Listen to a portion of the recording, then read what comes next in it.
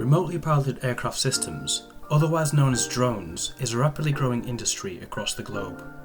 Although most drones are used for aerial photography, we are starting to see increased developments of larger drones and drones being designed for very long distant flights. This could be for transportation, such as parcel delivery, or monitoring, such as animal conservation, or just the more common large-scale surveying applications. Nonetheless, these types of operations are likely classed as medium risk. Details of the specific category can be seen on the CAA website. Alternatively, click the link in the description below. In this episode, we will learn more about what the UK CAA describe as the specific category or medium risk operation, and an introduction into applying for an operational authorization.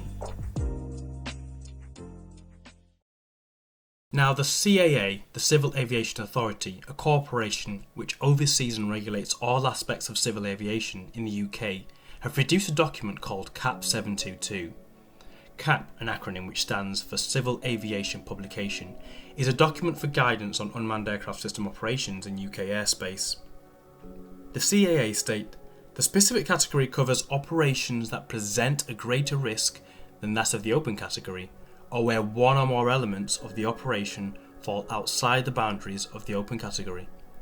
So what are these elements? Well, a quick glance at the open category within section 2.2.1 reveals that the open category boundaries are: the maximum takeoff mass, flying weight of the unmanned aircraft must be less than 25 kilograms.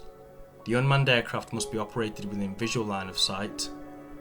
The unmanned aircraft must not be flown further than 400 feet or about 120 meters above the ground. So, for example, if an airborne unmanned aircraft is operating at 25 kilograms or over, then that operation is classed as within the specific category, whether or not the aircraft was being operated visual line of sight, extended visual line of sight, or beyond visual line of sight. If the aircraft is operating under extended visual line of sight, or beyond visual line of sight, that's to say, the remote pilot and the observer standing beside the remote pilot did not have visual line of sight, then that is also classed as within the specific category operation, bar section A1.1.1. And finally, if the aircraft is operating over 400 feet, approximately 120 meters, above the ground, bar section A1.1.3, then that operation is also classed as an operation within the specific category. So who is required to hold an operational authorization and how?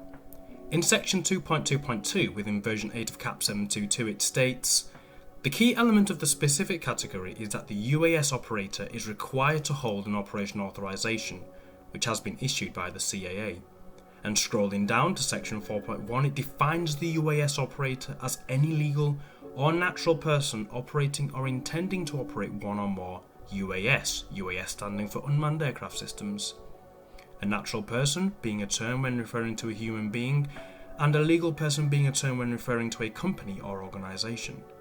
There are no minimum requirements for a legal person, such as a UK company, to apply for an operational authorization, but there are for natural persons. Currently, the minimum age for a natural person to become a UAS operator is 18 years of age. An operational authorization requires that the remote pilot or pilots are suitably qualified and experienced, along with suitable flight operational certificates, and that a documented safety case surrounding an operation is submitted to the CAA and accepted by the CAA. Guidances for building a safety case is contained within a separate document labelled CAP 722A, Operating Safety Cases. Thanks for watching, and to learn more about applying for an operational authorization, check out the other videos within the series.